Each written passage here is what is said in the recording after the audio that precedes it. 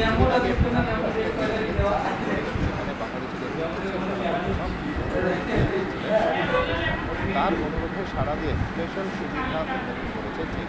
নতুন এই উদ্যোগে ক্ষতিগ্রস্ত হবে প্রতিবেশী দেশ ভারত, কারণ দেশটির চিকিৎসা খাতে শত শত কোটি টাকার বাণিজ্য হল বাংলাদেশিদের মাধ্যমে। এতদিন বাংলাদেশ থেকে হাজার হাজার মানুষ উন্নত চিকিৎসার উদ্দেশ্যে ভারতে ভ্রমণ করতেন, কারো ক্যান্সার, কারো হার্টের সমস্যা, আবার কেউ যেতেন জটিল অপারেশনের জন্য।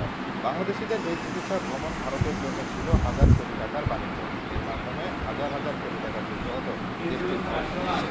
দক্ষিণ এশিয়ার মধ্যে ভারতের চিকিৎসা ব্যবস্থা তুলনামূলকভাবে উন্নত, আবার খরচও ছিল কম। এই কারণে বাংলাদেশ সহ দক্ষিণ এশিয়ার অনেক দেশ থেকেই মানুষ ভুটানে চিকিৎসার জন্য ভিড় করে, বিশেষ করে মধ্যবিত্ত এবং উচ্চবিত্ত দেশগুলো ভারত।